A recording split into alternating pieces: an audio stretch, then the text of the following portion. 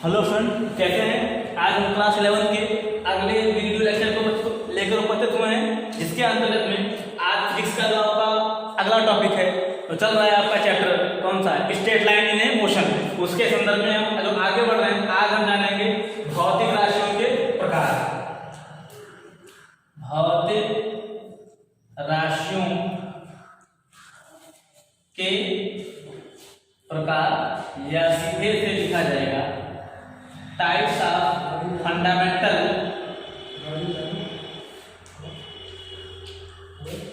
Quantities. ठीक है, अब इसके संदर्भ में देखिए तो सबसे पहले भौतिक राशि है आपकी, वो होगी आपकी सदिश राशि या राशियां, जिसको हम कहते हैं वेक्टर क्वांटिटीज। ठीक है, दूसरा आपका होता है आदिश राशियां, जिसको कहते हैं स्केलर क्वांटिटीज। ठीक, अब पहले हम इनके बारे में परिभाषा जान लें और फिर इनके बारे में एक डायग्राम से अंतर भी जान लेते हैं। देखिए, तो जो पहली परिभाषा है आपकी सदिश राशियों की, ऐसी राशियां जिनको व्यक्त करने के लिए परिमाण तथा दिशा दोनों की आवश्यकता होती है, उन्हें हम सदिश राशियां कहते हैं, वेक्टर क्वांटिटी कहते हैं। ठीक है, अदिश राशियों की बात करें तो ऐसी राशियां जिनको व्यक्त करने के लिए हमें केवल परिमाण की आवश्यकता होती है, दिशा की आवश्यकता नहीं होती है, उन्हें हम क्या कहते हैं, अदिश राशियां। ठीक है, तो देखिए अगर हम बात करें,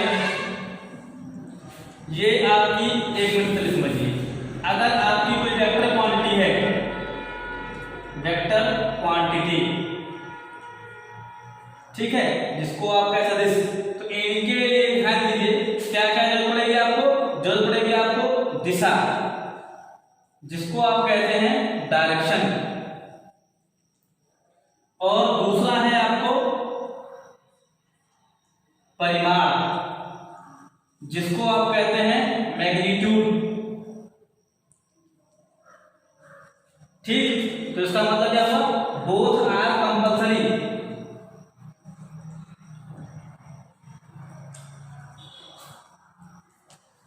मतलब ऐसी राशियां जिनको व्यक्त करने के लिए दिशा और परिमाण दोनों की आवश्यकता होती है, उन्हें हम वेक्टर क्वांटिटी कहते हैं, ऐसा कहते हैं। एग्जांपल के लिए जैसे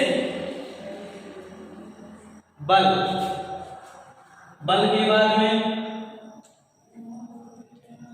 संवेग, आघूर्ण, ठीक, उसके बाद संवेग हो गया, आघूर्ण हो गया, बल हो गया, ये सब आपकी कैसी राशियां हैं, सदिश राशियां हैं। ठीक है, अब हम आगे बढ़ते हैं इसके संदर्भ में, आगे और कैसे हैं, तो ये हमारी क्या होती है, अदिश राशियां। ऐसे संदर्भ में इसके वेग भी होगा, वेग है, विस्थापन है, त्वरण है, ये सब क्या है, सदिश राशियां। ठीक है, अदिश राशियां मतलब इसको कहते हैं स्केलर क्वांटिटी।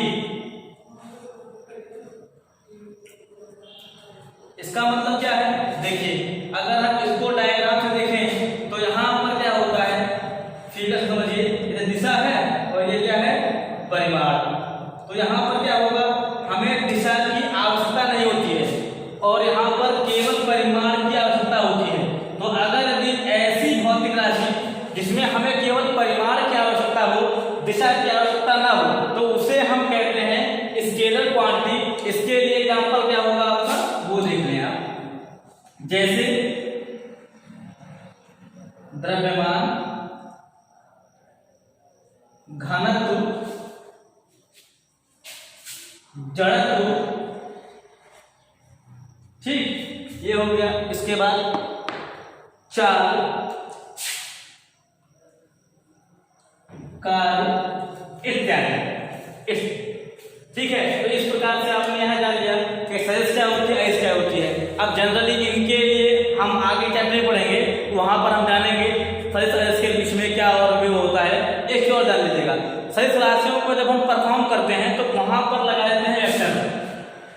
ध्यान दीजिएगा, ठीक है। और जो अदिश राशियां होती हैं उन पर वेक्टर नहीं लगाते हैं। दूसरी बात, सदिश राशियों को जोड़ने के लिए हम सदिश के कुछ नियम होते हैं, उनके नियम का पालन करते हैं, जबकि अदिश को जोड़ने के लिए साधारणतः जो हम बीजगणित के नियमों का पालन करते हैं, जोड़ घटाव, उन्हीं के नियमों का यहाँ पर पालन किया जाता है, ठीक है। अब देखिए इसके बाद में जो हमें आगे पढ़ना है वो जानना है गद्य के संबंध में। जो मैंने आपको पहले बताया था कि कुछ शब्दावली के बारे में हमें जानना है और उन शब्दावली के आधार पर हम मैकेनिक्स में जान पाएंगे कि कोई भी वस्तु चाहे जहां पर मूव करती है तो किन किन शब्दावलियों का हम यूज करते हैं। तो उसके अंदर में जो सबसे पहली शब्दावली आपकी है वो है डिस्टेंस, जिसे कहते हैं दूरी। डिस्टेंस, दूरी। दूरी क्या होती है? देखिए अगर यहाँ पर इसके लिए परिभाषा दी जाए तो सीधे होगा डिस्टेंस के लिए कि किसी वस्तु या किसी पिंड के द्वारा किसी निश्चित समय अंतराल में क्या की जाए, एक पथ या ये कहा जाए कि किसी पिंड या किसी वस्तु के द्वारा एक निश्चित समय में तय किए गए पथ की लंबाई में कहते हैं, उसकी दूरी कहते हैं। भाई मान लिया जाए कोई पिंड था, उसने क्या किया, एक निश्चित समय अंतराल में इस पथ की लंबाई को क्या किया, तय किया। तो अब इस पथ की लंबाई को तय किया तो जो इसकी लंबाई है उसी को हमने क्या कहा, दूरी कहा, ठीक है। इसका मतलब क्या हो गया कि जो पथ की लंबाई होगी क्या लगेगी, दूरी। अब बात यह आती है कि दूरी यहाँ पर कैसी राशि है, ध्यान दीजिएगा, दूरी आपकी अदिश राशि है, ठीक। अब क्योंकि दूरी का डायमेंशन की बात करें तो डायमेंशन क्या होगा दूरी के लिए, एल। दूरी हमेशा एल कैसे गणना की जाती है, मीटर में, ठीक है। तो ये सब बातें हम दूरी के संदर्भ में जान लेंगे। एक पॉइंट और जान लेते हैं, दूरी कभी भी शून्य नहीं होगी, ये प्रॉपर्टी है डिस्टेंस की। दूरी का मान कुछ भी हो, पॉइंट ऑफ व्यू में हो जाएगा, अलग की बात है। दूरी कभी शून्य नहीं होगी और दूसरी बात दूरी कभी ऋणात्मक नहीं होती, ठीक है। ये हो गया। अब बात करते हैं किसी के एवरेज में। दूसरा हमारा होता है विस्थापन, जिसको हम कहते हैं डिस्प्लेसमेंट।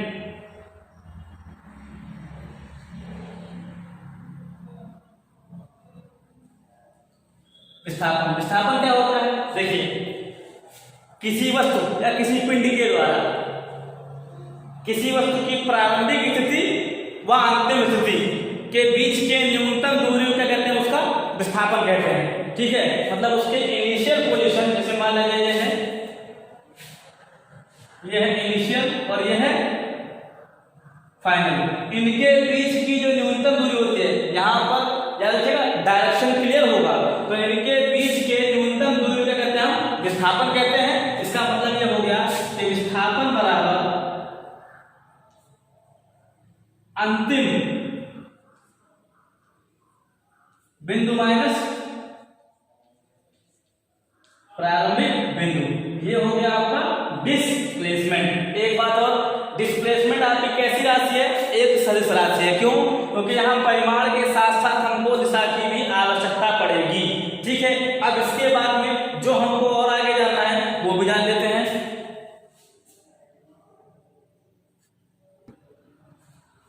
देखिए तो इसका मतलब क्या हुआ कि विस्थापन कैसे सदिश राशि है, और दूसरी बात विस्थापन शून्य भी हो सकता है, ठीक है, धनात्मक भी हो सकता है, ऋणात्मक भी हो सकता है। ये तीनों स्थितियां वहां पॉसिबल होती हैं। बट एक चीज आपको याद रहे, कभी भी जो विस्थापन होगा वो दूरी से अधिक नहीं होगा। हाँ, एक कंडीशन पॉसिबल है कि विस्थापन दूरी के बराबर हो सकता है, लेकिन उससे कभी भी ज्यादा नहीं हो सकता, कम तो हो ही सकता है। तो इसका मतलब इनके बीच में एक रिलेशन ले लेते हैं। जो आपकी दूरी है, दूरी क्या होती है, सदैव बड़ी होती है, बराबर होती है किसके, विस्थापन की। अब इनके बीच में अगर रिलेशन की बात की जाए तो जो यहाँ पर के जो लगाते हैं हम साइन, इसे कहते हैं आसामिका इनइक्वालिटी। इनइक्वालिटी लगाते हैं तो क्या करते हैं, यहाँ पर दोनों पक्षों में विस्थापन से भाग देते हैं, तो क्या हो जाएगा, दूरी बटे विस्थापन, विस्थापन बटे विस्थापन। ये आपको समझा रहा हूं, बाकी आगे से फिर कॉन्टैक्ट करूंगा। कितना जाएगा, 1 आ जाएगा। तो इसका मतलब हुआ दूरी बटे विस्थापन,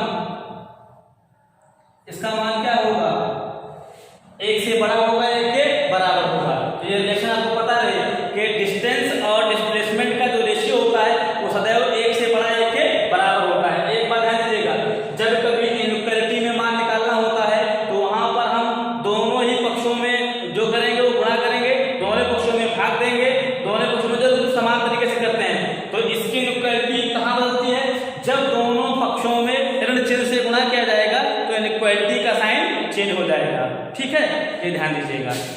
हुआ आपके दूरी और विस्थापन के बीच में अंतर। ठीक है, अब हम आगे वाले पॉइंट पढ़ते हैं जहां पर हमको गति के बारे में जानना है। देखिए गति क्या है हमारी, गति के टाइप में दूसरी हम पहले ही जान चुके हैं। जब किसी वस्तु की स्थिति में समय के साथ इसमें परिवर्तन होता है तो उसे हम क्या कहते हैं, गतिमान कहते हैं, गतित अवस्था में कहा जाता है। तो गति हमारी कितनी वहां पर होती है, सबसे पहले हमारी होगी एक समान गति, और फिर दूसरी हमारी होगी असमान गति। तो अब एक समान गति मतलब यूनिफॉर्म मोशन,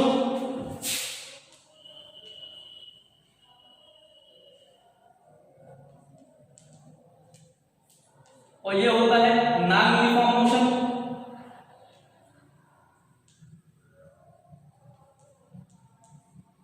अब देखिए इसके बारे में बात करते हैं। अगर किसी गतिमान वस्तु के द्वारा एक निश्चित समय अंतराल में अपने पथ को क्या किया जाता है, वहां पर कवर किया जाता है एक समांतराल में। अगर कोई वस्तु जो गतिमान हो एक निश्चित समय अंतराल में क्या किया जाए, अपने एक निश्चित डिस्टेंस को कवर करे, या फिर सीधी भाषा में किसी गतिमान वस्तु के द्वारा निश्चित समय अंतराल में एक निश्चित पथ तय किया जाए, या निश्चित, या सीधे से एक मिनट रुकिए, वहां पर सीधे अगर हम ये कहते हैं कि यदि अगर किसी गतिमान वस्तु के द्वारा एक निश्चित समय अंतराल में एक निश्चित पथ तय किया जाए तो उसकी गति को हम क्या कहते हैं, एक समान गति कहते हैं। अब कैसे आप समझेंगे, एग्जाम्पल के लिए यहाँ पर देखें। मान लिया जाए कोई बस है, उस बस के द्वारा क्या करते हैं कि बस के द्वारा 1 घंटे में 60 किलोमीटर की दूरी तय की जाती है, और फिर अगले दूसरे घंटे में भी बस क्या करे, 60 किलोमीटर की दूरी तय करे। इसका मतलब ये हुआ कि अगर एक बस 1 घंटे में 60 किलोमीटर की दूरी तय करती है और दूसरे घंटे में 60 कह रहे हैं, इसका मतलब है उसकी जो गति है वो कैसी है, एक समान गति है। ठीक है, अब बात करते हैं असमान गति की। असमान गति का मतलब जब किसी गतिमान वस्तु के द्वारा एक निश्चित समय अंतराल में भिन्न भिन्न पथ तय किए जाएं। ठीक है, तो अगर भिन्न भिन्न पथ तय किए जाते हैं तो उसकी गति को हम क्या कहते हैं, असमान गति कहते हैं। जैसे एग्जांपल के लिए 1 घंटे में पता लगा उसने क्या किया है, यहाँ पर 40 किलोमीटर तय किया, अगली बार में कितना किया, 50। तो इसका मतलब क्या हो गया, समय टाइम इंटरवल तो वही है, लेकिन जो वहां पर दूरी है वो क्या है, डिफरेंट तय की जा रही है। तो इस प्रकार ये गति कहते हैं, असमान गति कहते हैं। ठीक है, ये हो गया। अब इसके बाद में हम यहाँ पर बात करते हैं, तो आगे हमको जानना है वो जान लेते हैं हम चाल के बारे में। ठीक है, चाल क्या है हमारी, देखते हैं। देखिए इसको हम कहते हैं स्पीड। देखिए स्पीड के बारे में पढ़ेंगे और यहाँ पर पढ़ेंगे हम वेलोसिटी के बारे में भी, लेकिन स्पीड वहां कितने टाइप के होते हैं उनको जाना जाएगा, फिर वेलोसिटी को जाना जाएगा कितने प्रकार के होते हैं, फिर दोनों के संबंध को, जैसे वहां पर दूरी विस्तार बताया गया ऐसे आगे बताएंगे। देखिए अगर यहाँ पर हम बात करते हैं किसकी चाल, तो चाल क्या होता है, किसी वस्तु के द्वारा प्रति एकांक समय में चली गई दूरी को कहते हैं हम चाल कहते हैं। अर्थात चाल बराबर हम क्या लिखते हैं, दूरी बटा समय। अगर समय को एकांक करते तो क्या हो जाएगा, प्रति एकांक समय में चली गई दूरी को क्या कहते हैं, वस्तु की हम चाल कहते हैं। ये हो गया। ठीक है, अब यहाँ पर चाल के संबंध में चाल हमारी कितने प्रकार की होती है, देखिए अब उसके बारे में अगर यहाँ पर हम जाने तो देखिए एक समान चाल, असमान चाल, ठीक है, औसत चाल। अगर एक समान चाल की बात करें मतलब यूनिफॉर्म स्पीड की बात करें तो किसी गतिमान वस्तु के द्वारा, ठीक है, निश्चित समय अंतराल में क्या किया जाए, वहां पर मतलब एक समान अंतराल में समान दूरी तय की जाए तो उसकी चाल को क्या कहेंगे हम, एक समान चाल कहेंगे।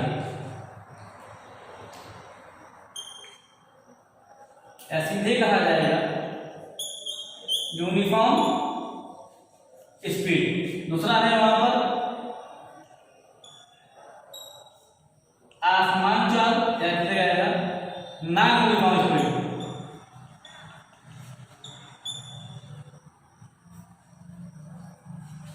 तीसरा जो आपका है वो क्या है, औसत चाल, जिसको कहते हैं एवरेज स्पीड। देखिए अगर किसी वस्तु के द्वारा एक निश्चित समय अंतराल में निश्चित दूरी तय की जाती है तो उसे हम क्या कहते हैं, एक समान चाल कहते हैं। यदि अगर किसी वस्तु के द्वारा एक निश्चित समय अंतराल में क्या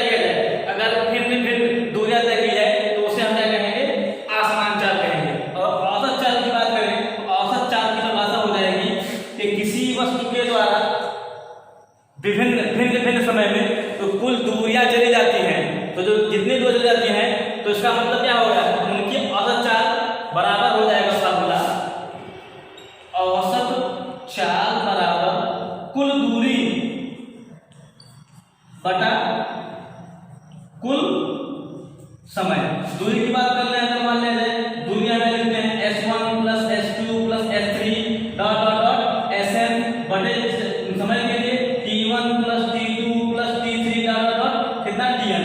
तो अगर कुल दूरी को कुल समय डिवाइड कर जाए तो क्या मिल जाएगा हमको, औसत चाल मिल जाएगी। ठीक है, यहाँ पर एक चाल और बचती है, वो जान लेते हैं ताकि चाल का पॉइंट पूरा क्लियर है, डेट को हम कर जाएंगे। देखिए चाल में जो अगला पॉइंट है आपका वो है आपका तात्कालिक चाल, जिसको हम कहते हैं इंस्टैंटेनियस स्पीड। ये क्या होता है, देखिए अगर किसी विशेष क्षण मतलब एक स्पेशल टाइम के संबंध में जो वहां चाल कवर की जाती है उसे हम तात्कालिक चाल कहते हैं। यहाँ पर देखिए जैसे जब आप एवरेज निकालते हैं स्पीड के लिए तो एवरेज स्पीड के लिए क्या हो जाता है, v बराबर क्या लिखते हैं, delta s upon delta t, ये लिखा जाता है। तो वहां पर क्या लिखेंगे, यदि डेल्टा t टेंड्स टू 0 अर्थात अति सूक्ष्म समय अंतराल हो